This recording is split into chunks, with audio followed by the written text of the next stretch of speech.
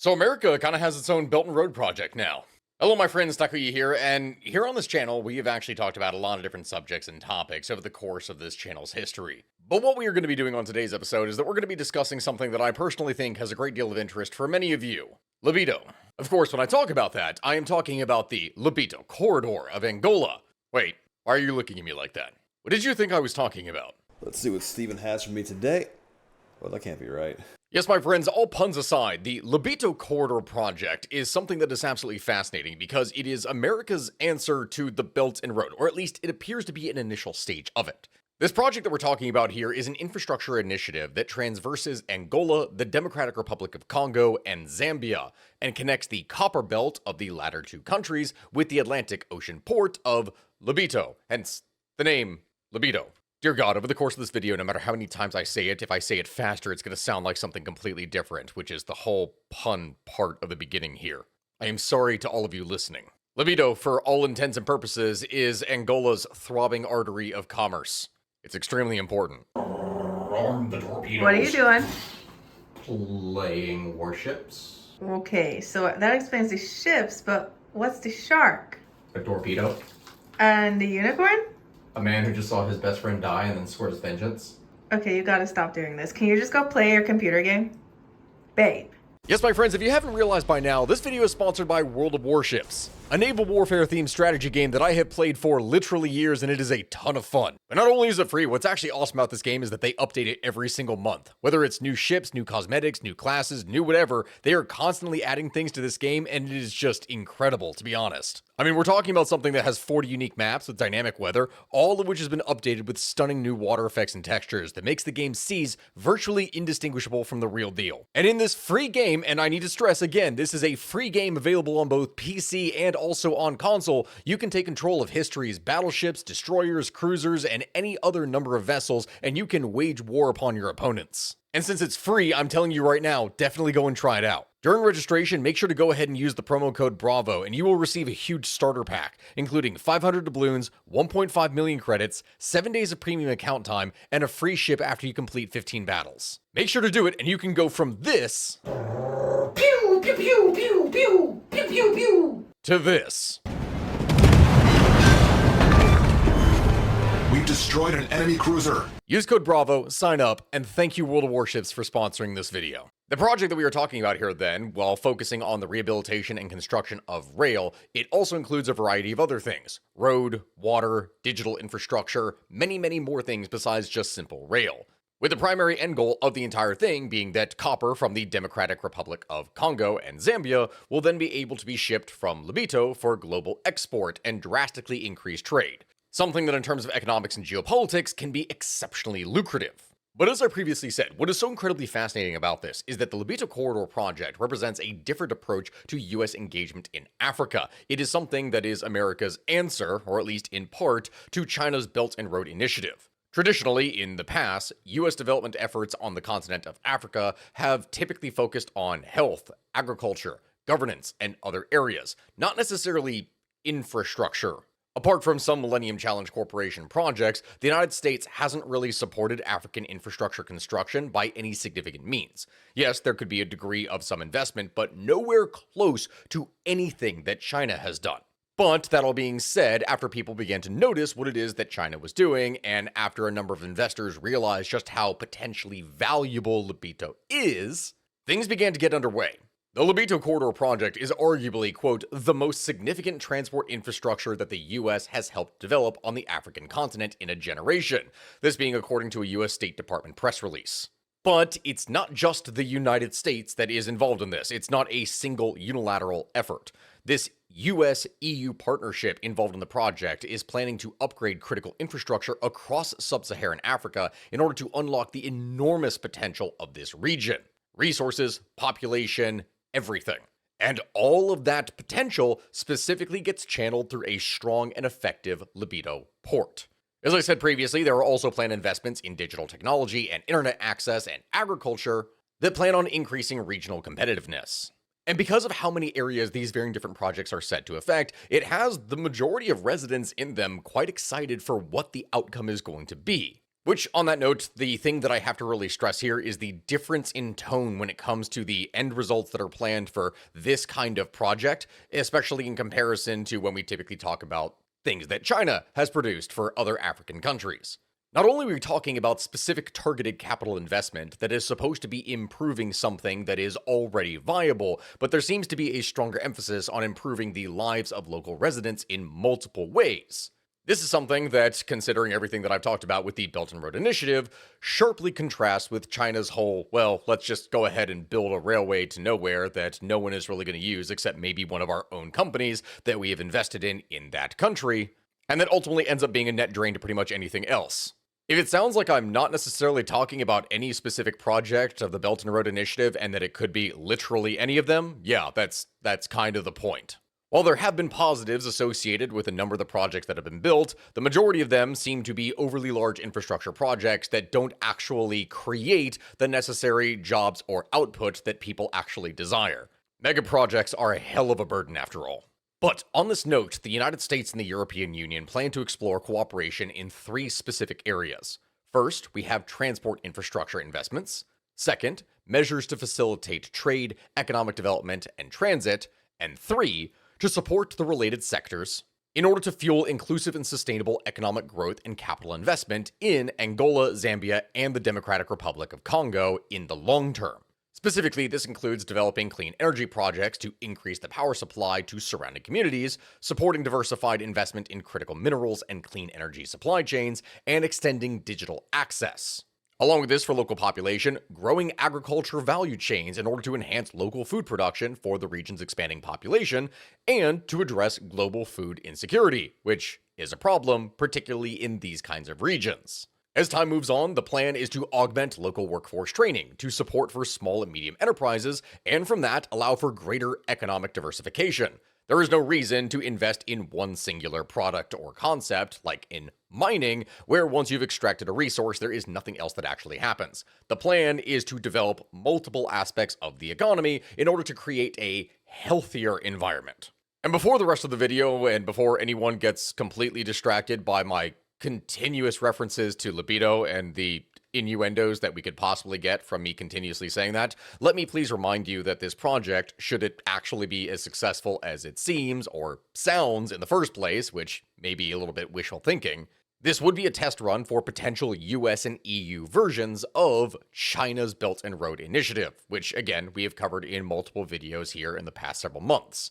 Arguably, one of the key differences here is that the Western version currently being proposed in Angola and its neighboring countries is not some massive project undertaken by US government interest.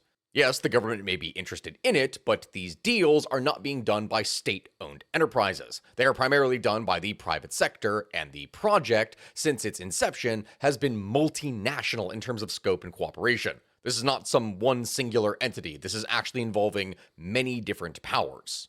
This is a detail that is crucial both for international relations, for perception, and simultaneously in order to ensure that there are more aspects and thoughts that are being put into it for fairness. Which is truly fascinating. The question then becomes, that I'm sure many of you have at this point, is what does this big libido project entail? Like, what are the details? Well, we are going to jump into that, but in order to be able to explain that, what we are going to have to do, as we naturally always do on this channel, is we're going to have to go back in time here and explain the context of how it is that we got here in the first place. Because like all things in history, it is, pretty messy. To begin with, Belgium and Portugal are the ones that built the tracks, originally known as the Benguela Railway, between 1902 and 1931. The rail line that we're talking about here immediately asserted itself as the most efficient way to export materials and minerals from the Democratic Republic of Congo and Zambia to Europe and the Americas. There was pretty much no other option if you wanted to get things done economically, efficiently, and in large numbers. In 1973, the railway would reach peak operational efficiency when it then employed around 13,000 employees, and from then was Angola's largest employer. In that same year that we're talking about here, 1973, it would go and transport 3.3 million tons of cargo over just a single track, and from there would manage to generate around $30 million in freight revenue. Extremely valuable for an African country at the time. Of course, as we often talk about things on this channel, things don't just stay nice and good. They have a tendency to get worse because, again, we're talking about history. Yes, before Angola's civil war, which we're going to have to explain here in a bit, and the subsequent slowdown of rail traffic, the Benguela Railway was undergoing modernization to diesel, and at that time handled 60% of Zaire, which is today's Democratic Republic of Congo's copper, and 45% of Zambia's. But yeah, there's that little civil war detail that I just mentioned. Is this where we then say it gets worse? Yeah, it gets worse. Yes, my friends, Angola's 27-year civil war began almost immediately after it became independent from Portugal in November of 1975. An underreported aspect of the bloody civil war in Angola was the devastating impact that it had on disconnecting the interior country from the outside world. Because, go figure, when the entire country is tearing itself apart, you don't really have the ability to engage in global trade very effectively when even leaving your village is perhaps a death sentence. Zambian copper was initially diverted across the iconic Victoria Falls Bridge to Beira, Mozambique, in order to be then shipped to South Africa for processing and then be sold abroad, because that was easier than trying to just transport it to their own coast. Because that was easier than trying to transport it to the coast that was closer by. Later, though, Zambia would benefit from the Chinese-built Tazara Railway, which opened in 1976, and from there would provide another copper export corridor to the port of Dar es Salaam in Tanzania. Fast forward a bit of time, though, and on November 28, 2001, the 99-year concession underlying the Benguela Railway would go and expire, and the land and the infrastructure and everything that was a part of it immediately then reverted from Belgium and Portugal to the government of Angola. Mind you, at the time that happens, technically speaking, the Civil War is still ongoing, but luckily it was going to end around a year later in 2002, which is awesome, but unfortunately, one of the key disastrous results of the Civil War was that only 21 miles, or 34 kilometers, of the rail line that we are talking about here along Angola's coast remained in service.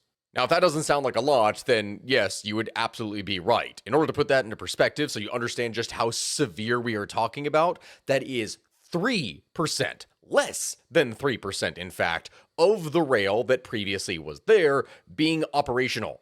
The rest of it was completely out of commission, destroyed, or any other thing in between. It just could not be used. That is a massive loss in infrastructure. So then, as you can imagine, even though the rail line, technically speaking, exists, it would require significant investment to actually compete with traditional routes. However, that being said, currently, and not unsurprisingly, given the country's relative rates of stability in the 21st century, the infrastructure on the Angolan side is in better condition than that of the Democratic Republic of Congo. But, again, think about this and how recent that is in terms of time. In other words, the Chinese apparently did not lay the rail well enough if Angola is then looking elsewhere less than a decade later for its Lobito needs. That is when the Lobito Corridor project comes in. Per the proposal, the new and rebuilt Benguela Railway section in Angola is supposed to be managed for 30 years by a consortium called Lobito Atlantic Railway, including Singapore-based commodities giant Trafigura, Portuguese construction company Mota & Gil, and Brussels-based private railway operator Victuris, which altogether plan to invest around $555 million in Angolan and Congolese operations. This consortium ended up winning the contract over a Chinese proposal, reflecting some dissatisfaction by Lobito Corridor member countries over their previous engagement with China, including complaints over the quality and sustainability of the previous work on the railway. So, due to this denial of their contract, the Chinese have arguably suffered much frustration when it comes to Lobito. And the international community also notices China's Lobito problem, and for them, it is quite embarrassing, yes. I really need to stop with the puns here at this point. Either way, that all being said, the thing about this is the United States and its EU partners have to prove that they can handle the many challenges when it comes to running effective trade in Lobito. They have to run enough cargo through the Lobito Corridor in order to be able to cover the entire cost of the construction. If they don't, then this just means that it's another mega project waste. Along with that, the economics of the entire thing can be quite risky as well. You don't really know what is going to happen because the global prices of critical minerals, whether it's oil, whether it is some kind of metal, whether it is something else, all of these things tend to be quite volatile. Which, although they can bring in a lot of revenue, simultaneously, these are things that can be extremely prone to boom and bust cycles. Something that oftentimes stresses producers and their infrastructure providers. Furthermore, some African governments have even made moves to ban raw commodity exports with the intention of trying to increase value-added mineral processing in Africa. It's possible then that this could depress rail tonnage amidst a lack of local processing capacity. And from that, what this means is that for the first time, one of these African megaprojects' conditions of success or failure could be determined by the actual common people, not just major international corporations. If farmers don't go and use railways to transport their goods and local communities don't utilize the railway as well, it could all just end up adding up to an epic loss for the consortium and investors all around. Of course, we don't know that that's going to happen. We really don't know what the outcome is going to be. There's a couple of ways that the United States could make certain moves in order to determine the success of its goals concerning Lobito. These include prioritizing and supporting U.S. commercial activity in the region, as not much mining in Africa is actually currently done by U.S. companies. But if they were given incentives to invest in mining in countries in the corridor, well, it's possible that this Lobito business could end up actually satisfying multiple parties. Along with this, the U.S. Agency for International Development, also known as USAID, recently unveiled plans for a $5 million agricultural project in Angola. Hopefully, this goes and helps to stimulate the agricultural growth and trade in this region, which in turn would enable better trade along railways. Along with that, the US government has also had a continual focus on trying to improve the area around the corridor in order to be able to put local fears to rest. Thus it is then that it brings up a very important question that I'm sure a lot of people have specifically for why the Lobito Corridor is arguably so important to so many different groups, for the United States, for Europe, and more. Well, that is because of the mineral riches of the participating nations. It is estimated, my friends, that by the year 2040, clean energy technologies, in which Europe is huge about this, will require 40 times more lithium, 25 times more graphite, and 20 times more nickel and cobalt than they did in 2020. That is a lot. The only problem is that the places in the world where these minerals seem to be in super high quantities is in the heart of Africa. So, if Western companies want to get access for their magic minerals and they want to be able to develop more green technologies and reduce dependencies on strategic materials, then they need other strategic materials that are in Africa, and from that they will have to play nice with those countries where they are located.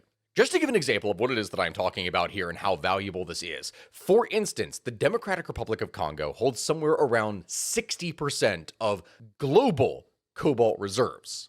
This being something that is required for the production of every single smartphone.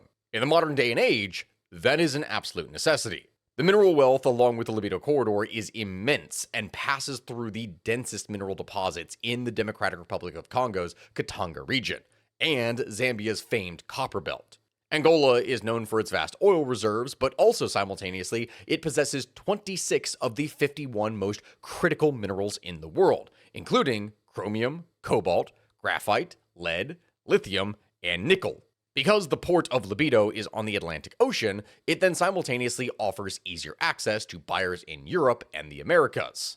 In comparison to rare materials that have to be bought from China, which is arguably a much more risky thing politically and simultaneously further away and thus more expensive, being able to get something closer to home and simultaneously with less political risks is something that is much more desirable. In order to facilitate this, the Lobito Corridor project plans to upgrade around 800 miles of existing rail from the Democratic Republic of Congo to Angola, with possible construction of new tracks going into northern Zambia. And as I previously said just a few minutes ago here when talking about how important this was for Europe and the Americas to be able to gain access to this and try to reduce dependency upon China, one of the key reasons for that is that because China runs between 70 to 80% of the refining market for cobalt, the Democratic Republic of Congo has to first mine the raw material and then send it to China before it can then sell the cobalt. The Lobito Corridor aims to improve the West's cobalt access and limit its reliance on the Chinese supply chain.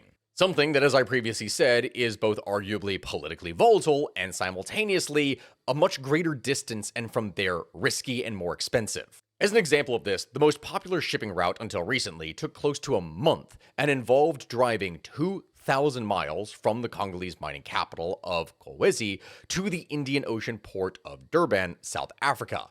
At border crossings, the line of mineral-carrying trucks could extend to be over 30 miles long. which is quite a bit and takes a long time to process. Which, of course, that's going to happen because we're talking about South Africa, and I've already done previous videos on how bad things have been getting in South Africa, but we'll probably need to address that again here in the future. And along with that, the port's general unreliability. Instead of having to deal with all of that, the corridor is set to reduce the travel time, carbon emissions, and cost of traditional land-based routes. It stretches westward from Kolwezi to the Atlantic port of Lobito, Angola, with the border crossing at Lua, northeastern Angola. Instead of a month, each journey would now only take 8 days, but it makes use of 800 miles of dormant train tracks. From this, the route is arguably more climate-friendly in 2 respects. You have fewer trees that need to be felled given the tracks already exist, and shipping by train rather than truck releases fewer emissions. Something that for European investors is a crucial detail that is desired. When looking at the cost of this, then, over the course of the lifetime of the concession, the Lobito Atlantic Railway will invest around $800 million, with $455 million and $100 million, respectively, being dedicated to Angola and to the Democratic Republic of Congo. This being in order to refurbish the existing tracks and associated infrastructure. The railway would also be estimated to provide 1,555 wagons and 35 locomotives. A separate study, backed by the United States and European Union to lay a new branch rail from northern Zambia to Angola, is also currently underway. But at that point, it is of course going to bring up the question of where exactly are we now? What is happening? Is it going to happen, and when? Well, my friends, in late 2023, the Democratic Republic of Congo, Angola, Zambia, the United States, the European Union, the African Development Bank, and Africa Finance Corporation went and all signed memorandums of understandings in order to establish a shared vision of the project. The Lobito Corridor's total estimated cost is anywhere between $1 billion and $2.3 billion, but of course we are still talking about a arguable mega project in a place in the world where corruption is rife, so theoretically the cost could go much higher depending upon how things pan out. We don't really know. The African Development Bank will go and contribute around $500 million, and the United States will go and invest $250 million from this. So, there are risks, and at its most basic level, the Lobito Corridor doesn't really guarantee cobalt access to any country, regardless of, what the status of the investors are and where they actually come from. One of the key factors for this whole thing may have been an effort to try and reduce dependency upon Chinese supply chains, but simultaneously, when talking about this, Chinese firms own 15 of the 19 major mines in the Democratic Republic of Congo. And the remaining 4 oftentimes just sell their raw materials to China. The mere existence of a Western-friendly railway with an Atlantic orientation does not directly then lead to Western acquisition of the metal. But what it does is it gives the people of these countries options, which is great, but simultaneously those options that we're talking about here do also, technically speaking, include just refusing to export. Now, I say that it's not necessarily likely, but should the countries of Africa invest massive amounts into refining their own resources, then it would go a long way to silencing what some are calling the new scramble for Africa, the investments that are trying to seize up as many African resources for controlling exports as they can. For decades, companies across the world, and in particular Asia, have been in a scramble to make mining rights deals or to obtain exclusive purchasing rights from African mining companies, and then shipping that out to the colonizing country, if you want to call it that, for the purposes of value-added refinement. On that note, the Democratic Republic of Congo and Zambia have both said that they desire to develop local refining capabilities. This includes a collaborative special economic zone where the countries could combine forces to turn the raw ore into preliminary products and materials for batteries. The United States and the EU both signed memorandums of understanding in support of the development of sub-Saharan African refining capabilities, but have not yet really acted on those promises yet. The Chinese, though, on the other hand, even though it could be detrimental to them, actually have done this. To their credit, they have spent over $1.4 billion investing in building of a lithium processing plant in Zimbabwe. Theoretically, the US could go and build refineries and the required infrastructure for them. This is, though, not without significant challenges. Building the plant would take approximately 2 years and around $40 million, and potentially 12 years is what it would require in order to recoup that initial investment. It's a long-haul investment itself. But to have these countries refining their own resources just really arguably makes the most sense, really. It builds goodwill amongst participating countries, plus, it could help them to gain more credibility and influence on the world stage, letting them step out of the shadow of colonialism of previous centuries. Of course, one of the key problems that I have previously mentioned here just briefly, but need to now go into more detail about, is that there has been a significant history of corruption in these countries, and particularly in Angola, which casts all kinds of doubt on President Lourenço of Angola.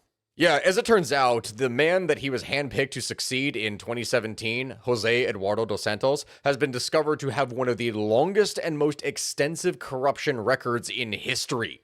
Like, I'm serious when I talk about this. I've done multiple videos on historical corruption on this channel so far, like in the case of Vietnam and others. I could probably do one on this guy. Dos Santos led one of the most corrupt regimes in Africa by basically ignoring the economic and social needs of Angola and focusing all of his efforts on amassing wealth for his family and silencing the opposition. This being while nearly 70% of the population was living on less than $2 a day. That kind of resentment towards the government is hard to get rid of in what is less than a decade. And Lourenço isn't exactly making things any better for himself in the last month or so. He just passed 2 bills into law that fail to meet international human rights standards, and these laws severely restrict freedoms of media, expression, assembly, and association, according to Human Rights Watch. And on that note, Angola is not the only one. Much of the same can also be said for the Democratic Republic of Congo. Conflict between armed factions in the eastern part of the country has cost the lives of 6 million people since 1996, and 7 million people have been displaced. The country really lacks consistent democratic elections, freedom of the press, and independent judicial systems. In addition to that, the crux of everything that we are talking about, the mines, their human rights record are absolutely horrific, which local processing could arguably make worse. Now, of course, because of this, some have said that the United States and its EU partners have a duty to speak out against these laws with their influence from the Lobito Corridor project. But to be perfectly honest, because this is not a direct government investment, it is something that is privately funded, that is significantly less likely. There would be arguably more influence if it was a government project, but it's not. Either way, investing locally would achieve the West's priorities of diversifying its critical mineral supply and combating Chinese influence. While sub-Saharan processing would not lead to complete autonomy, Western dependence on Chinese battery supply chains is at least caused as much just by its reliance on Chinese cobalt refining as on the actual manufacturing of the batteries themselves. This kind of value-adding investment, rather than infrastructure aimed at exporting continents' natural resources, could lay the foundation for a more holistic relationship between the West and sub-Saharan Africa that, considering previous centuries, has been affected, to say the least. Despite all the challenges in every single thing that I've listed in here so far, progress is already underway. In October of 2023, Luxembourg's Eurasian Resources Group would break ground on a $800 million hydrometallurgical plant at its COMIDE mine in the Democratic Republic of Congo, with the goal of producing copper and cobalt by the end of 2025. Along with that, advancements in local processing are not confined to foreign mining giants either.